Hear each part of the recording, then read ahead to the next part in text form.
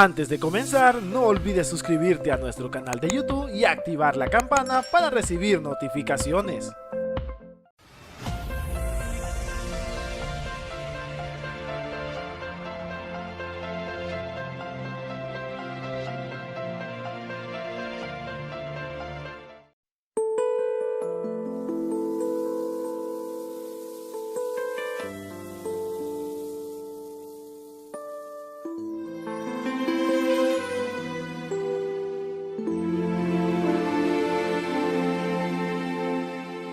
En este momento estoy frente a tu altar, pidiendo socorro porque mi vida perece. Devuélveme todo aquello que desprecié. Te pido perdón, aunque no lo merezco. Ya todo he dejado para seguirte a ti. Aunque dejarlo todo no es un gran sacrificio, tu misericordia es la que me salvará. Todo lo que soy lo rindo a tus pies. Por ser como soy, perdóname. Transforma estas lágrimas en sonrisa, esta aflicción en gozo. Quita todo lo abominable en mi vida, para ser como tú, para ser como tú, para ser como tú, Jesús. Para ser como tú, para ser como tú, para ser como tú, Jesús.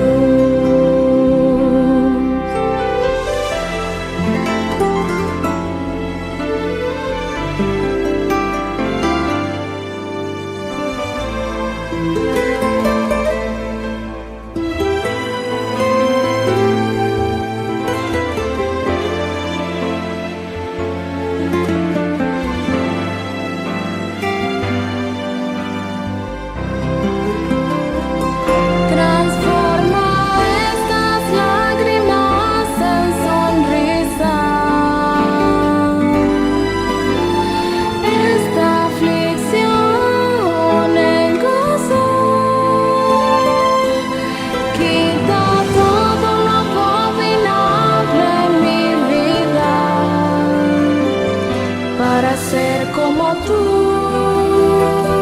para ser como tú, para ser como tú, Jesús. Para ser como tú, para ser como tú, para ser como tú, Jesús.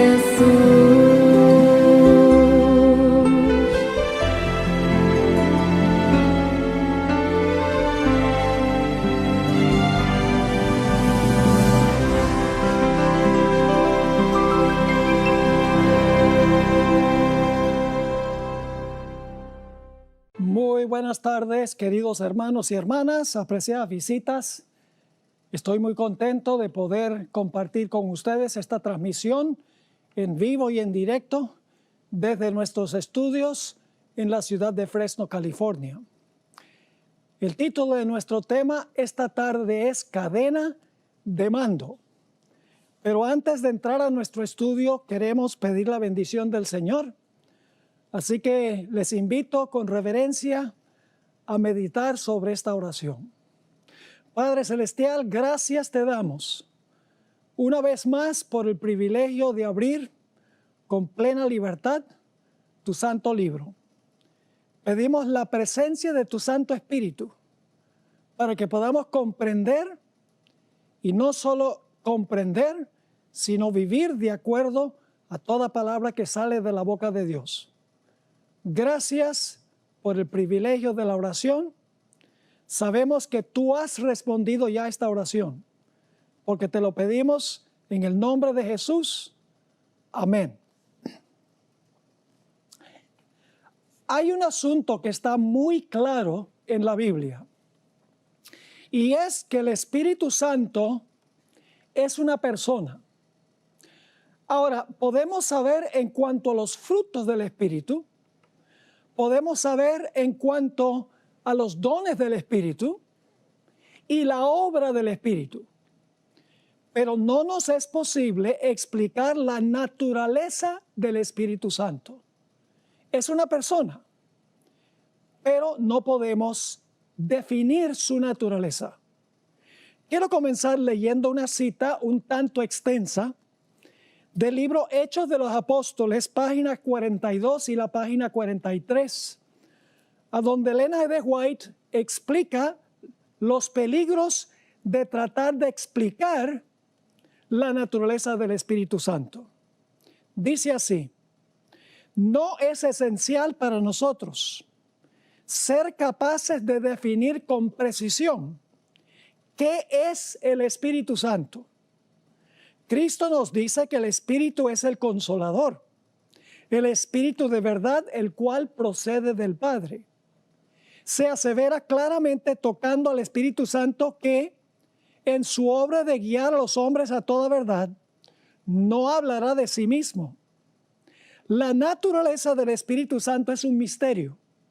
Los hombres no pueden explicarla, porque el Señor no se la ha revelado. Los hombres que tienen conceptos caprichosos pueden reunir pasajes de las Escrituras y darles interpretación humana, pero la aceptación de esos conceptos no fortalecerá a la iglesia. En cuanto a estos misterios que son demasiado profundos para el entendimiento humano, el silencio es oro. El oficio del Espíritu Santo, es decir, su obra, se especifica claramente en las palabras de Cristo. Cuando Él viniere, redarguirá al mundo de pecado y de la justicia y de juicio. Es el Espíritu Santo el que convence de pecado.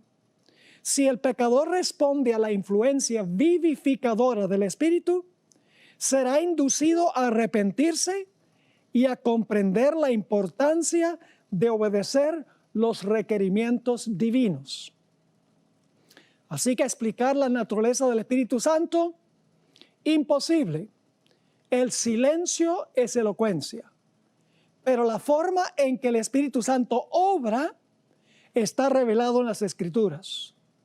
Como mencioné al principio, el Espíritu Santo es una persona. En el libro El Evangelismo, página 446, Elena White escribió: hay 3 personas vivientes en el trío celestial. En el nombre de estos 3 grandes poderes, el Padre, el Hijo y el Espíritu Santo, son bautizados los que reciben a Cristo mediante la fe. Y esos poderes colaborarán con los súbditos obedientes del cielo en sus esfuerzos por vivir la nueva vida en Cristo.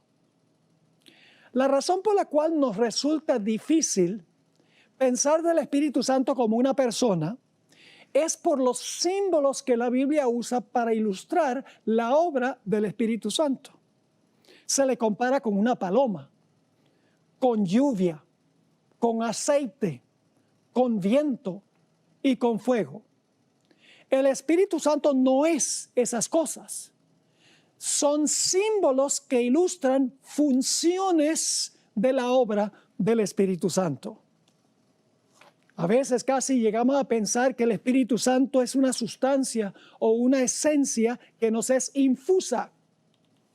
Pero la Biblia nos dice que el Espíritu Santo es una persona que ama, razona, piensa, ayuda, guía, redarguye y enseña. Todas estas cosas son indicaciones de que el Espíritu Santo tiene personalidad. Quiero invitarles a ir en sus Biblias conmigo al Salmo 8 y los versículos 3 al 8. Salmo 8 y el versículo 3 al 8. Aquí encontramos una descripción de la posición y el territorio que Dios le dio originalmente a Adán, el padre de la raza humana. Dice allí el salmista: cuando veo tus cielos, obra de tus dedos, la luna y las estrellas que tú formaste, digo, ¿qué es el hombre para que tengas de él memoria? ¿Y el hijo del hombre para que lo visites? Le has hecho un poco menor que los ángeles y lo coronaste. Es decir, Adán fue colocado como rey. Reyes usan coronas. Así que dice, lo coronaste de gloria y de honra. Ahora todo rey tiene un territorio sobre el cual gobierna también. Así que sigue diciendo, le hiciste señorear, gobernar sobre las obras de tus manos. Todo lo pusiste debajo de sus pies. Ovejas y bueyes, todo ello, asimismo las bestias del campo, las aves de los cielos y los peces del mar, todo cuanto pasa por los senderos del mar. La expresión bestias del campo, aves de los cielos y peces del mar indica que Adán tenía reino o gobierno sobre cielo, tierra y mar relacionado con este planeta. Pero luego Adán se dejó vencer por Satanás. Y nosotros llegamos a ser siervos de aquel a quien obedecemos. Cuando Adán escogió obedecer las palabras de su esposa, quien fue influenciada por Satanás, Adán se convirtió en súbdito de Satanás y Satanás le quitó su territorio, le quitó su posición y le quitó también su territorio. En Romanos 6 y el versículo 16 nos explica el apóstol San Pablo: ¿no sabéis que si os sometéis a alguien como esclavos para obedecerle, sois esclavos de aquel a quien obedecéis, sea del pecado para muerte o sea de la obediencia para justicia? Somos esclavos de aquel a quien escogemos obedecer. Adán escogió obedecer las palabras de la serpiente, las palabras de Satanás. Se tornó en súbdito. De rey llegó a ser súbdito, perdió el dominio sobre su territorio. Perdió su posición y perdió su territorio. Nos dice en el libro Patriarcas y Profetas, página 53, lo siguiente: al ser creado, Adán recibió el señorío sobre la tierra, pero al ceder a la tentación, cayó bajo el poder de Satanás. Y ahora Elena White cita un versículo de la Biblia, 2 de Pedro 2:19. Y el que es de alguno vencido, es sujeto a la servidumbre del que lo venció. Cuando el hombre llegó a ser cautivo de Satanás, el dominio que antes ejercía pasó a manos de su conquistador. El dominio pasó al conquistador. Ahora Satanás llegó a ser el gobernante, el rey de este territorio, del planeta. Sigue la cita. De esta manera, Satanás llegó a ser el Dios de este siglo. Él había usurpado el dominio que originalmente fue otorgado a Adán. Pero Cristo, mediante su sacrificio, al pagar la pena del pecado, no solo redimiría al hombre, sino que también recuperaría el dominio que éste había perdido. Todo lo que perdió el primer Adán será recuperado por el segundo, es decir, por Jesús. En el monte de la tentación, Satanás le ofreció a Jesús los reinos de este mundo. Vamos a leer en cuanto a eso en Lucas 4 y el versículo 5 al 7. Lucas 4, 5 al 7. Y le llevó al diablo a un alto monte y le mostró en un momento todos los reinos de la tierra. Y le dijo el diablo: a ti daré toda esta potestad, es decir, todo este poder, y la gloria de ellos, porque a mí ha sido entregada y a quien quiero la doy. Si tú postrado me adorares, todos serán tuyos. Satanás está diciendo: yo soy el dueño ahora de este planeta. Si tú quieres este planeta sin tener que morir, te arrodillas un momento, me adoras y yo te lo entrego todo sin necesidad de sufrir y de morir. Satanás le ofreció a Jesús el reino y la posición y el territorio que le había usurpado a Adán. Pero Jesús, por su vida perfecta y por su muerte en la cruz en nuestro lugar, echó a Satanás del cielo como representante de este mundo. Cuando Cristo vivió una vida sin pecado, venciendo a Satanás, cuando Cristo cargó los pecados en la cruz y murió, Satanás perdió la posición como rey y perdió también este planeta como su territorio. Notemos Juan 12 y el versículo 31 al 33. Y yo sé que algunos están pensando: pero pastor, no pareciera que Jesús fuera el rey de este mundo y que este territorio fuera de él. Esperen, vamos a explicar eso. Juan 12, 31 al 33. Aquí Jesús está hablando inmediatamente antes de su muerte, un par de días antes de su muerte. Y Jesús dijo: ahora es el juicio de este mundo. Ahora el príncipe, que significa gobernante, el príncipe de este mundo será echado fuera. Fuera como representante del mundo. En el Antiguo Testamento Satanás iba representando al cielo, el planeta Tierra. En el libro de Job dice que se presentó allá entre los hijos de Dios, entre los representantes del universo. Allá fue Satanás representando este mundo porque él le había quitado la posición de dominio a Adán. Así que sigue diciendo aquí: Jesús: y yo, si fuere levantado de la tierra, a todos atraeré a mí mismo. Y decía esto dando a entender de qué muerte iba a morir. Su muerte iba a echar fuera al gobernante de este mundo, le iba a arrebatar el territorio que Satanás le había arrebatado a Adán. En el Deseo de todas las gentes, página 706, encontramos una cita que tiene que ver con lo que estamos hablando. Dice así: Cristo no entregó su vida hasta que hubo cumplido la obra que había venido a hacer. Y con su último aliento exclamó: consumado es. La batalla había sido ganada. Su diestra y su brazo santo le habían conquistado la victoria. Como vencedor, plantó su estandarte en las alturas eternas. ¡Qué gozo entre los ángeles! En la victoria del Salvador todo el cielo triunfó.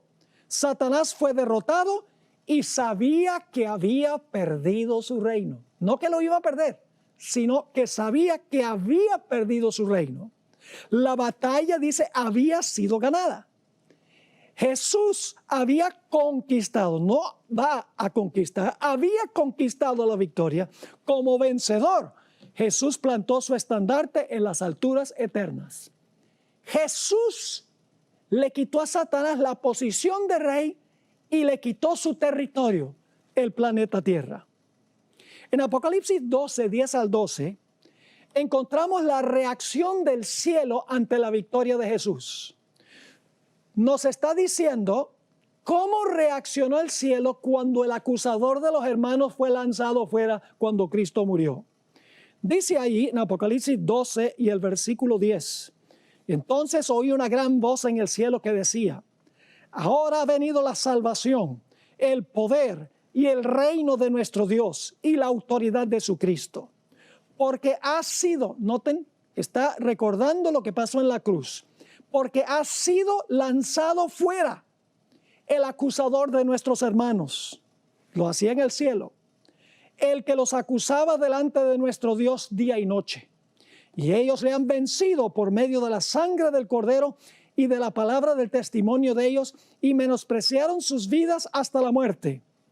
Ahora, ¿cómo debía reaccionar el cielo? Oh, dice, por lo cual, alegraos cielos y los que moráis en ellos. ¿Y la tierra qué? Wow, dice, ay de los moradores de la tierra y el mar, porque el diablo ha descendido a vosotros con gran ira, sabiendo que tiene poco tiempo. Satanás estaba airado porque había perdido su posición de rey y había perdido su territorio. Y él dijo, pues Jesús tendrá que venir a quitármelo. Jesús legalmente se lo quitó. Pero Satanás dice a Jesús, ahora ven y quítamelo empíricamente. Aun cuando Satanás perdió legalmente su posición como rey y su territorio, no los va a entregar sin una batalla a muerte. Desafía a Jesús que le quite el dominio y el territorio. Por eso la batalla y la guerra continúa. Porque Satanás sabe que perdió, pero no se va a rendir sin una gran lucha. Ahora vamos a ver qué sucedió en el día del Pentecostés. En Hechos, el capítulo 2 y el versículo 1 al 4, nos describe lo que ocurrió en el día del Pentecostés. Dice allí, en el versículo 1, cuando llegó el día del Pentecostés, estaban todos unánimes juntos, y de repente vino del cielo un estruendo como de un recio viento. Primer fenómeno, recio viento, que soplaba, el cual llenó toda la casa donde estaban sentados. Y se les aparecieron lenguas repartidas como de fuego. Segundo fenómeno, fuego, asentándose sobre cada uno de ellos. Y fueron todos llenos del Espíritu Santo. Ahora escuchen, fueron llenos del Espíritu Santo y comenzaron a hablar en otras lenguas según el Espíritu les daba que hablasen. Tres fenómenos, viento, fuego, y empezaron a hablar en otras lenguas, en idiomas que no habían estudiado ni habían antes hablado. Ahora, para entender plenamente lo que pasó en el día del Pentecostés, necesitamos regresar en la Biblia al primer lugar a donde se confundieron las lenguas, a donde se impartió el don de lenguas. Fue en la Torre de Babel. Vamos a Génesis 11 y los versículos 6 al 9, que nos va a ayudar a entender cómo se impartió el don de lenguas en el día del Pentecostés y cuál fue el fuego y el viento del día del Pentecostés. Dice ahí en Génesis 11, 6, y dijo Jehová, he aquí el pueblo es uno y todos estos tienen un solo lenguaje y han comenzado la obra. Y nada les hará desistir ahora de lo que han pensado hacer. Ahora pues, descendamos y confundamos allí su lengua, para que ninguno entienda el habla de su compañero. Ahora fíjense quién fue el que dio el don de lenguas y quién fue el que esparció a los que estaban construyendo la torre. Sigue diciendo, así los esparció Jehová desde allí sobre la faz de toda la tierra, y dejaron de edificar la ciudad. Por esto fue llamado el nombre de ella Babel, porque allí confundió Jehová el lenguaje de toda la tierra y desde allí los esparció sobre la faz de toda la tierra. ¿Quién fue el que esparció a la gente? Jehová. ¿Quién fue el que impartió el don de hablar diferentes idiomas? Dios, Jehová. Pero ahora vamos a ver cómo fue que lo hizo Jehová. ¿Cómo fue que lo obró? En el libro Historia de la Redención, página 75, encontramos una descripción de lo que ocurrió. Dice, la torre ya alcanzaba ya una gran altura, cuando el Señor envió 2 ángeles para que los confundieran en su trabajo. Se había encargado a ciertos hombres que recibieran indicaciones de los que trabajaban en lo alto y que pedían materiales para su trabajo, de tal manera que el primero se comunicaba con el segundo y este con el tercero, hasta que el pedido llegaba a los que estaban abajo. Ahora escuchen, a medida que el mensaje pasaba de uno a otro en su descenso, los ángeles confundieron sus lenguas. Y cuando el pedido llegó a los obreros que estaban abajo, se proveyó material que no se había pedido. Génesis dice, Jehová confundió sus lenguas. Elena White explica, los ángeles confundieron las lenguas. Por así decirlo, los ángeles metieron o insertaron un Rosetta Stone, que es un curso de idiomas, en su cerebro y empezaron a hablar los diferentes idiomas que existen en el planeta Tierra. Ahora vamos al Salmo 104 y el versículo 1 al 4. ¿Recuerdan fuego y viento en el día del Pentecostés? No solo lenguas. ¿Será que los ángeles tuvieron algo que ver con lo que ocurrió en el día del Pentecostés? ¿Qué del viento y el fuego? Vamos al Salmo 104 y el versículo 1 al 4. Alaba, alma mía, al Señor. Señor mi Dios, tú eres grandioso. Te has revestido de gloria y majestad. Te cubres de luz como un manto. Extiende los cielos como un velo. Afirmas sobre las aguas tus altos aposentos y haces de las nubes tus carros de guerra. Está hablando de los ángeles. Tú cabalgas en las alas del viento. Haces de los vientos tus mensajeros y de las llamas de fuego tus servidores. ¿Qué dice? Hace de los vientos sus mensajeros y de las llamas de fuego sus servidores. ¿Quiénes son los vientos y quiénes son las llamas de fuego, que son los servidores de Dios? Hebreos 1:7 cita este versículo del Salmo 104.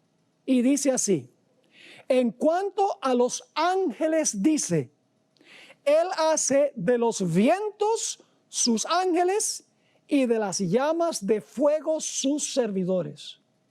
Es decir, el don de lenguas en el día del Pentecostés fue impartido por el Espíritu Santo a través del ministerio de los ángeles.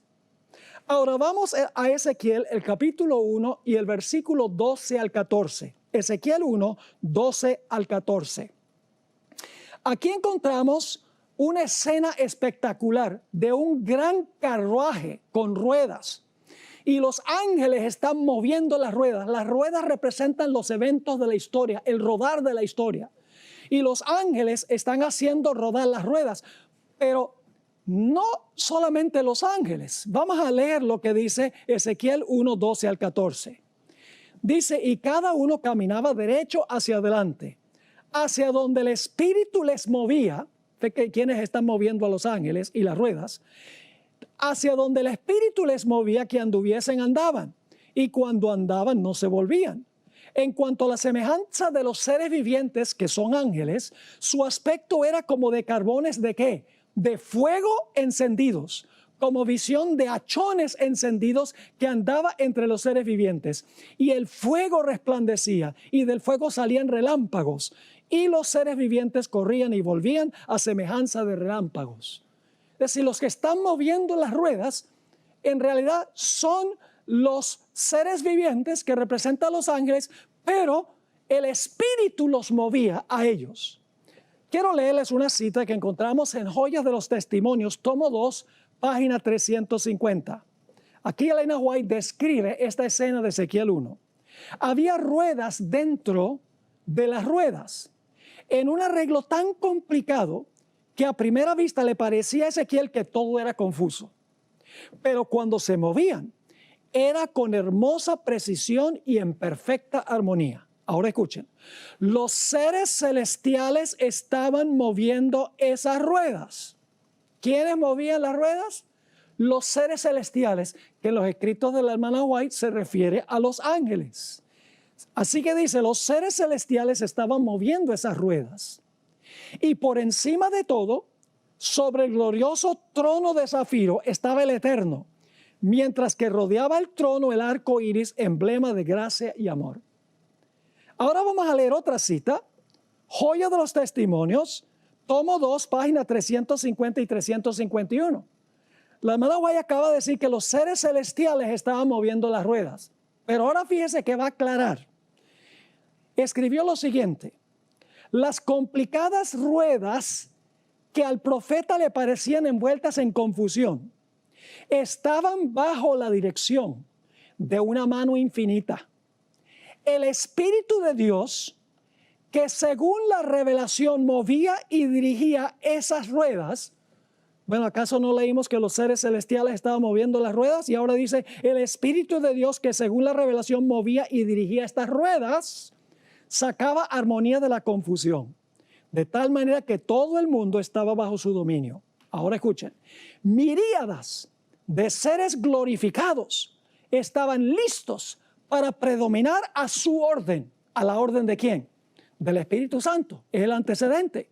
Así que miríadas de seres glorificados estaban listos para predominar a su orden contra el poder y la política de los hombres malos y reportar beneficio a sus fieles.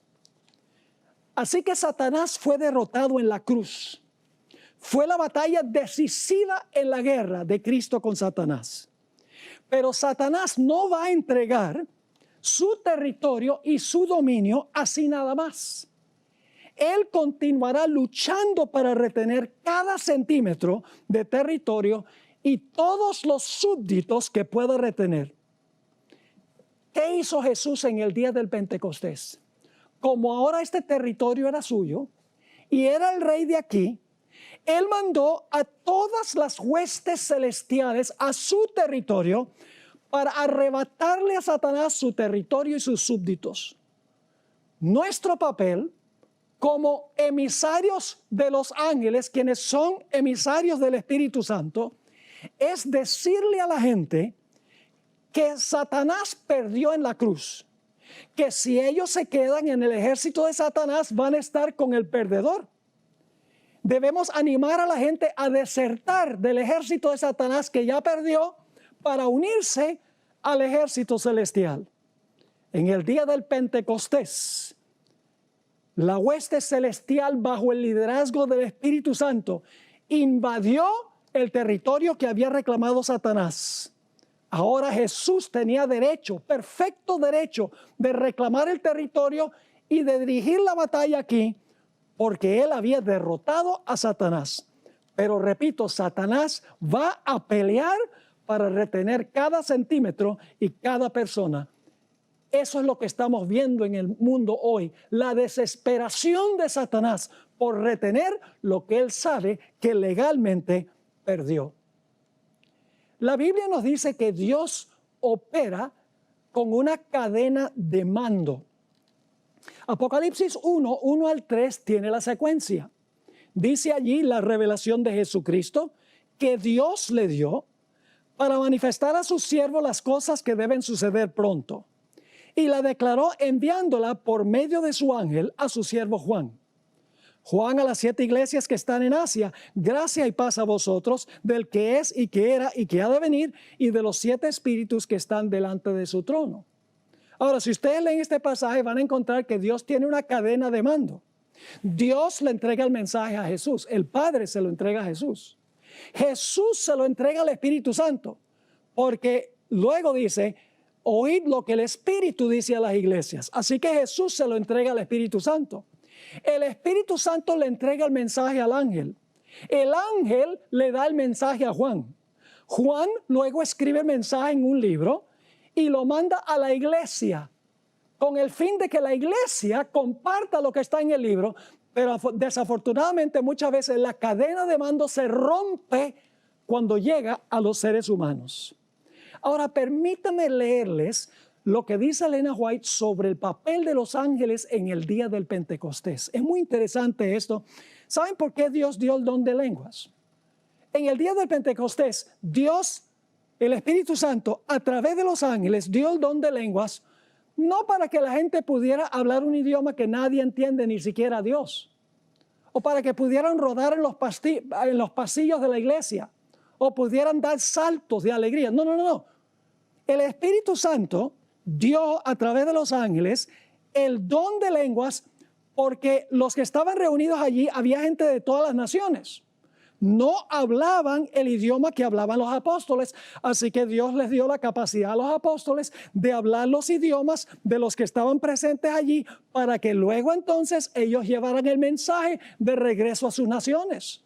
Es decir, el don de lenguas fue dado con fines evangelísticos, fines prácticos. Ahora escuchen las siguientes citas sobre el papel de los ángeles en el Pentecostés. Dice en un libro que busqué en español, no lo conseguí, se llama My Life Today, Mi Vida Hoy. Dice lo siguiente: cuando se viva la verdad en su sencillez, en todo lugar, entonces Dios obrará, escuchen bien, por medio de los ángeles, así como obró en el día del Pentecostés. ¿Cómo obró Dios en el día del Pentecostés? ¿Por medio de quiénes? De los ángeles. Sigue la cita: los corazones serán transformados tan decididamente que se verá una manifestación de la influencia de la verdad genuina que se representa como el descenso del Espíritu Santo. En otra cita que encontramos en Mensajes Selectos, tomo 2, página 65, dice: cuando los ángeles del cielo vengan entre nosotros y obren mediante los instrumentos humanos, entonces habrá conversiones firmes y sustanciales en forma parecida a las conversiones que ocurrieron después del día de Pentecostés. Así que cuando los ángeles vengan en nuestro medio, veremos conversiones como después del Pentecostés. En otro documento que escribió la hermana White, no está en español, Manuscript Releases, tomo 10, página 112, ella escribió, hablando a los padres: todo el cielo tiene interés en su salvación, y los ángeles de Dios están esperando hacer por usted lo que hicieron por los discípulos en el día del Pentecostés. Un par de citas más. Deseado de todas las gentes, página 318. Hablando de los primeros evangelistas. Habrán de contender con fuerzas sobrenaturales, pero se les asegura una ayuda sobrenatural.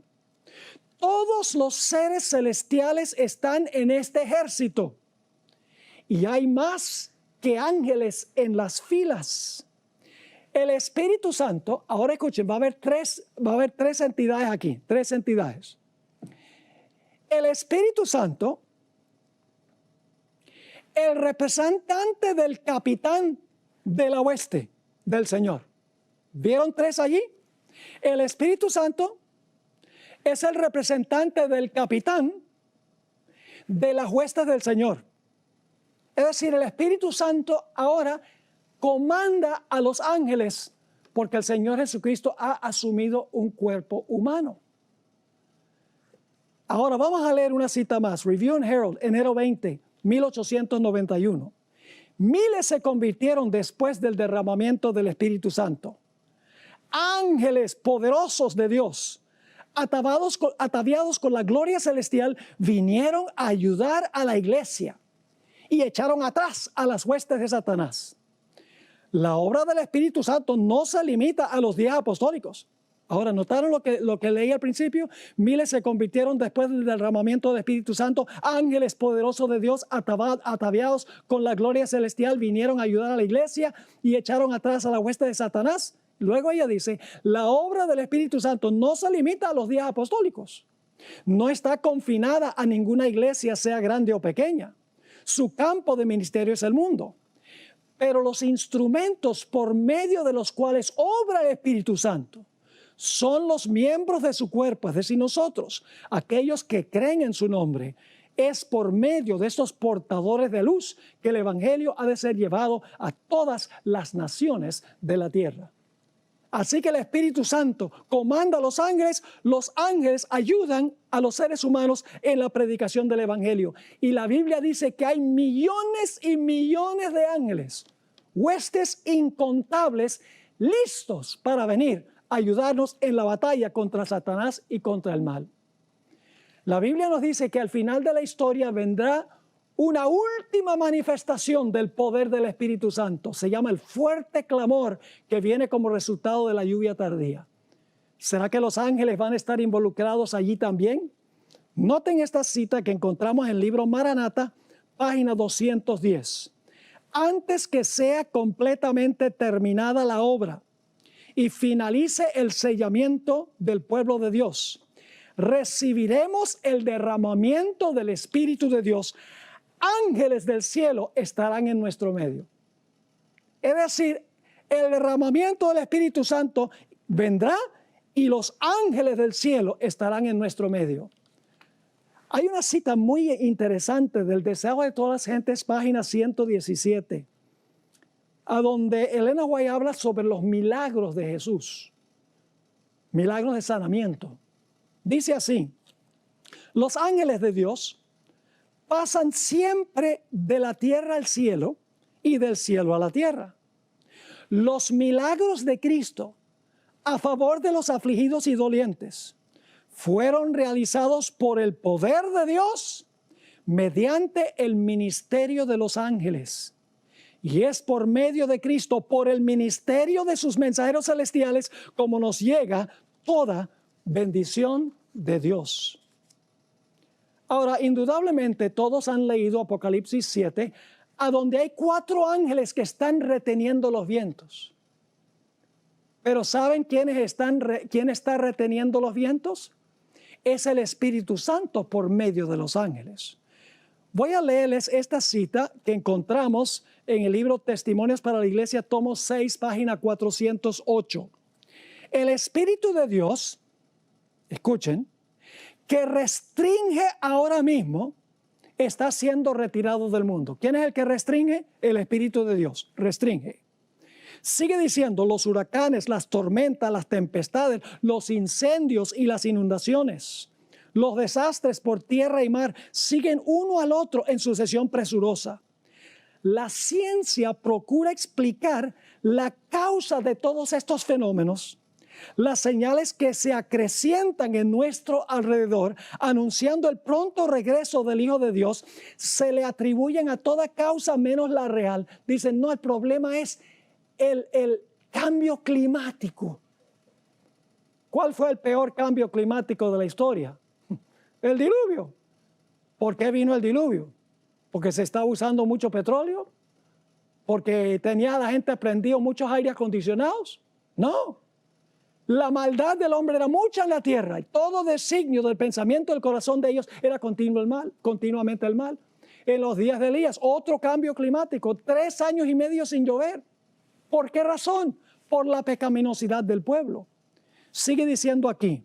¿Recuerdan que leí que el Espíritu de Dios restringe? Ahora fíjense lo que va a decir. Regreso un poquito a la cita. Los seres humanos no son capaces de discernir que los ángeles centinelas están restringiendo los 4 vientos. Entonces, ¿quién es el que retiene? ¿El Espíritu de Dios o los ángeles centinelas? El Espíritu de Dios a través de los ángeles centinelas. Así que dice, los seres humanos no son capaces de discernir que los ángeles centinelas están restringiendo los 4 vientos para que no soplen hasta que los siervos de Dios hayan sido sellados en sus frentes. Pero cuando Dios les diga a sus ángeles que suelten los vientos, habrá una escena de lucha que la pluma más fecunda no podría describir. Quiero leerles algunas citas más sobre la función de los ángeles y la relación con el Espíritu Santo. En una revista que se llama The Youth Instructor, el instructor de los jóvenes, julio 5, 1894, encontramos esta cita del Espíritu Profecía. Por medio del ministerio de los ángeles, el Espíritu Santo es capaz de obrar sobre la mente y el corazón del agente humano para atraerlo a Cristo. ¿Cómo es la cosa? Por medio del ministerio de los ángeles, el Espíritu Santo es capaz de obrar sobre la mente y el corazón del agente humano para atraerlo a Cristo. Pero el Espíritu de Dios, y por ende significa a través de los ángeles, que acabamos de leer, pero el Espíritu de Dios no interfiere nunca con el libre albedrío del agente humano. El Espíritu Santo es dado para ayudar a fin de que el agente humano coopere con las inteligencias divinas. Y su tarea consiste en atraer el alma, pero no a obligarla a obedecer. Hablando del fariseo, Elena White escribió en Palabras de Vida del Gran Maestro, página 122. El fariseo no sentía ninguna convicción de pecado. El Espíritu Santo no podía obrar en él. Ahora, ¿cómo es que el Espíritu Santo iba a obrar en él? Sigo leyendo. Su alma estaba revestida de una armadura de justicia propia que no podía ser atravesada por los aguzados y bien dirigidos dardos de Dios, arrojados por manos angélicas. En el Ministerio de Curación, página 325, encontramos esta cita extraordinaria. La Biblia nos muestra a Dios en su alto y santo puesto. La gente a veces cree que Dios está personalmente en todas partes. Dios no es una sustancia que permea todo el universo. Eso sería panteísmo. Dios está sentado en su trono en el cielo. Por eso oramos, Padre nuestro que estás en el cielo. Pero Dios, a través de su omnisciencia, Él no tiene que estar físicamente presente en todas partes, porque a través de su omnisciencia Él conoce el fin desde el principio, conoce absolutamente todo lo que está pasando en todas partes. Dice la sierva del Señor, la Biblia nos muestra a Dios en su alto y santo puesto, no en estado de inacción, no en el silencio y la soledad, sino rodeado de millares y millones de seres santos, siempre a la espera de sus órdenes. Por medio de estos mensajeros, permanece Dios en comunicación activa con todas las partes de su dominio. Por medio de su Espíritu está presente en todas partes. Mediante su Espíritu y sus ángeles, atiende y cuida a los hijos de los hombres.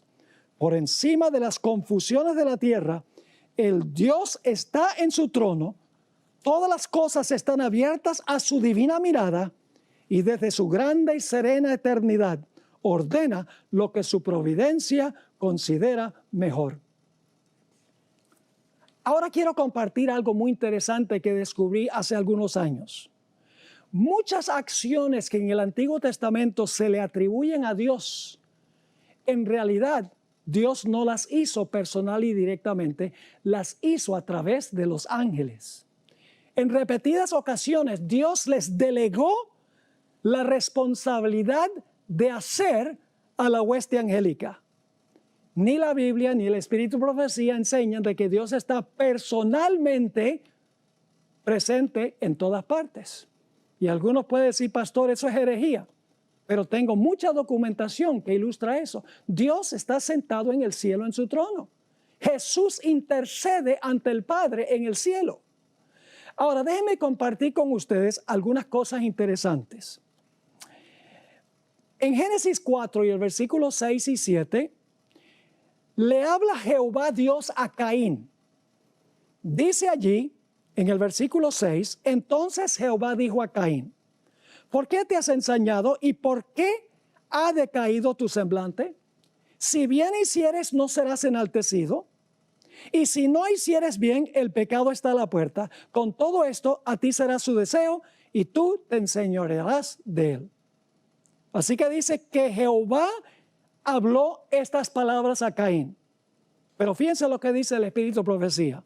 Historia de la Redención, página 55.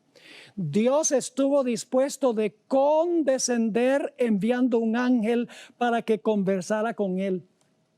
El ángel le preguntó por qué estaba enojado y le informó que si obraba bien y seguía las indicaciones que Dios le había dado, el Señor lo aceptaría y apreciaría su ofrenda.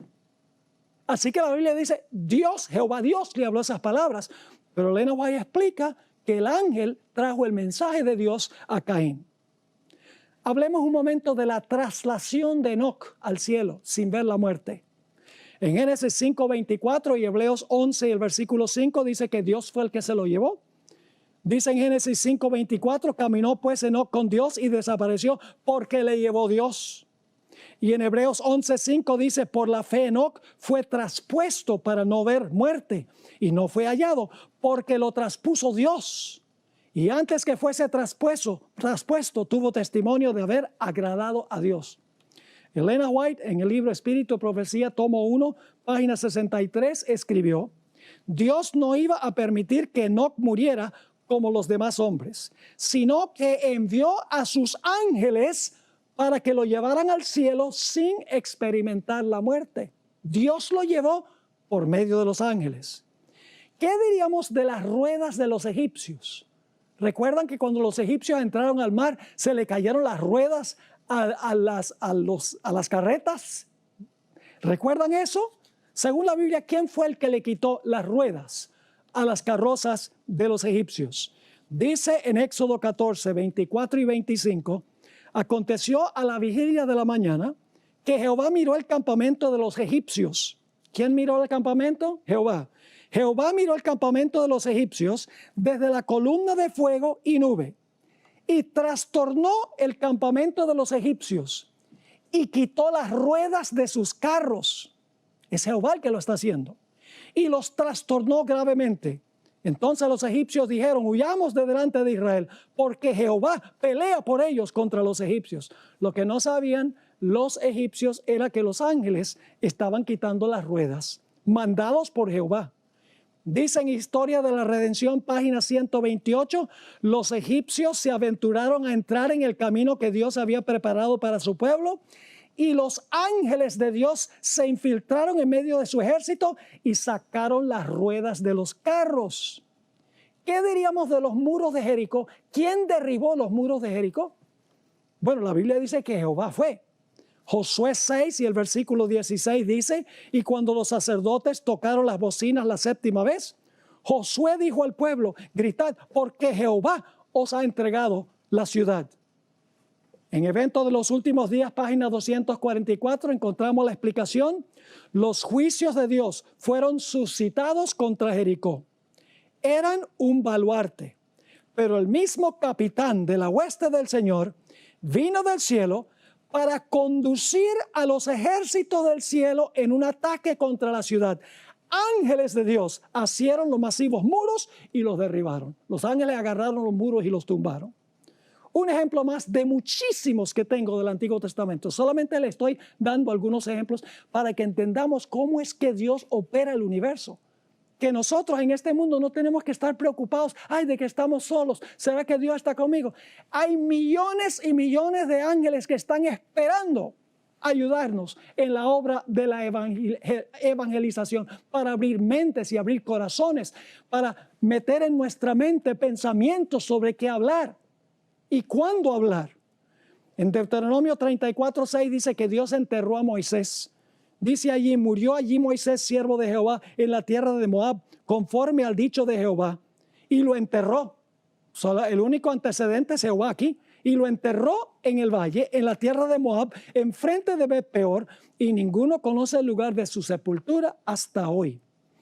En Patriarcas y Profetas, Elena White explicó: pero los ángeles de Dios enterraron el cuerpo de su siervo fiel y vigilaron la tumba solitaria. Ahora, ¿qué tal el Nuevo Testamento? ¿Será que en el Nuevo Testamento el Señor Jesucristo obró de la misma manera? ¿El Espíritu Santo obró por medio del ministerio de los ángeles para hacer los milagros de Jesús? Vamos a tomar un par de ejemplos. El centurión de Capernaum. Leamos Mateo 8 y el versículo 5 al 10. Entrando Jesús en Capernaum, vino a él un centurión, rogándole y diciendo: Señor, mi criado está postrado en casa, paralítico, gravemente atormentado. Y Jesús le dijo: yo iré y le sanaré. Respondió el centurión y dijo: Señor, no soy digno de que entres bajo mi techo. Es decir, tú eres demasiado importante para entrar a mi casa, le estaba diciendo el centurión. El centurión era romano, ni siquiera era judío, pero tenía gran fe. Ahora fíjense cómo sigue la historia. Dice nuevamente: yo iré y le sanaré. Respondió el centurión y dijo: Señor, no soy digno que entres bajo mi techo. Solamente di la palabra y mi criado sanará. Y yo hace muchos años pensaba que lo que pasó fue que cuando Jesús habló la palabra y dijo, sea sano el criado, que la palabra de Jesús salió volando por el cielo y se metió allá para sanarlo. Pero ese no fue el medio por el cual fue sano el criado. Ahora, ¿qué sigue diciendo este centurión? Dice, solamente di la palabra y mi criado sanará. Porque también yo soy hombre bajo autoridad. Él entendió, el centurión, el pagano entendió esto. ¿Cómo es que Dios hace las cosas? Porque también yo soy hombre bajo autoridad. Y tengo bajo mis órdenes soldados. Y digo a este ve y va. Y al otro ven y viene. Y a mi siervo hace esto y lo hace. Al oírlo Jesús se maravilló. Y dijo a los que le seguían, de cierto os digo que ni aún en Israel he hallado tanta fe. El centurión dice, yo tengo soldados y yo mando a los soldados y los soldados hacen lo que yo digo.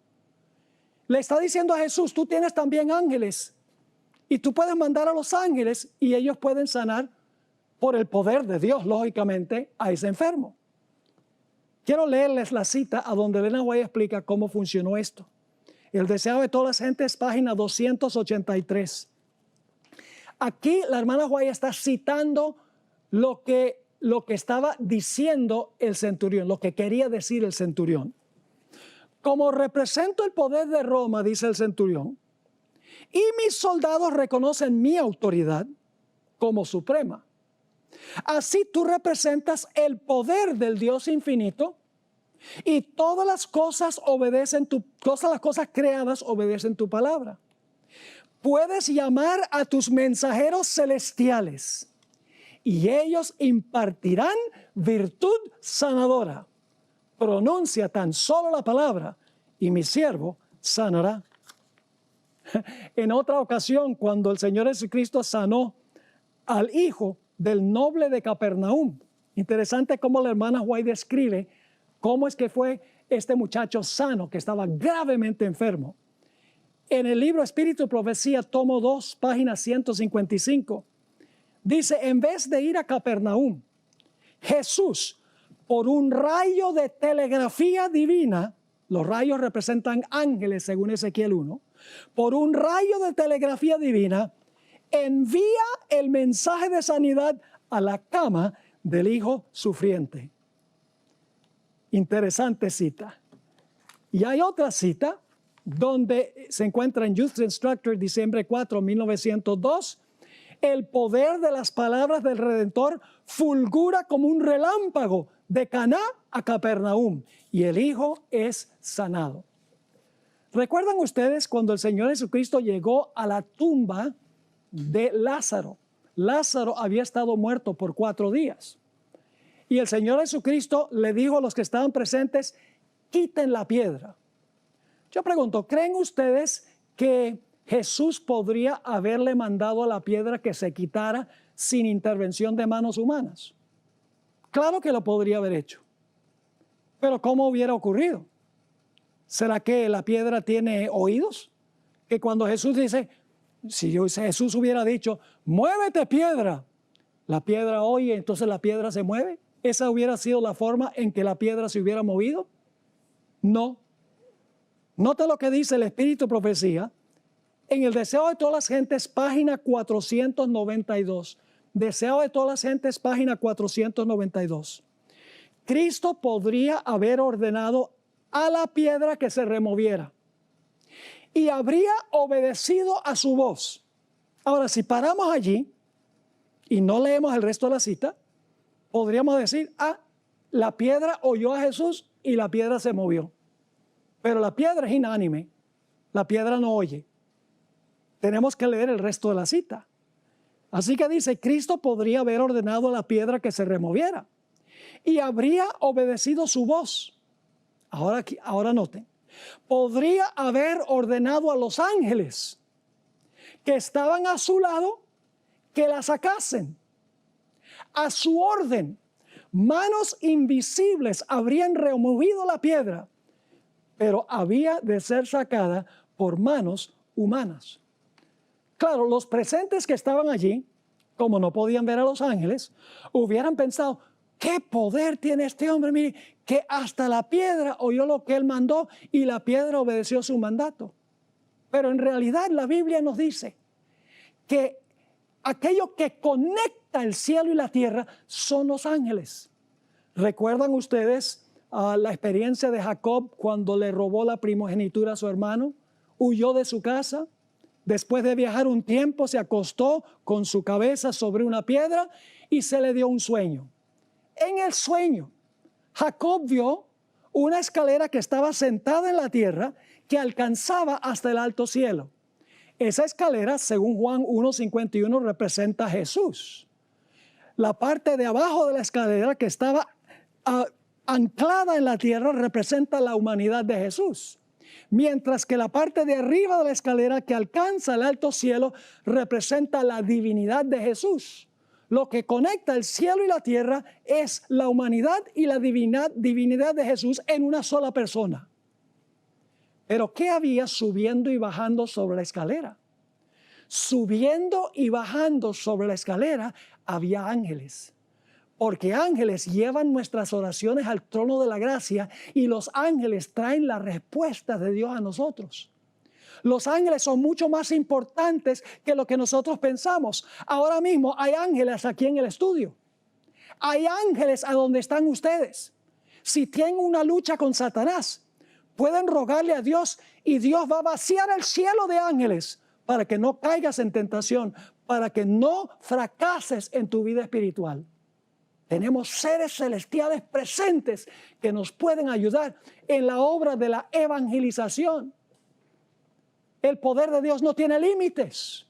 Así que salgamos con valentía para proclamar este glorioso mensaje, para restarle súbditos al ejército de Satanás, para que se unan al ejército de nuestro Señor Jesucristo. Hemos llegado al final del programa del día de hoy, pero antes de despedirnos queremos invitarte a seguirnos en todas nuestras redes sociales, compartirlas con todos tus amigos. Recuerda buscarnos como Red Gala Estéreo.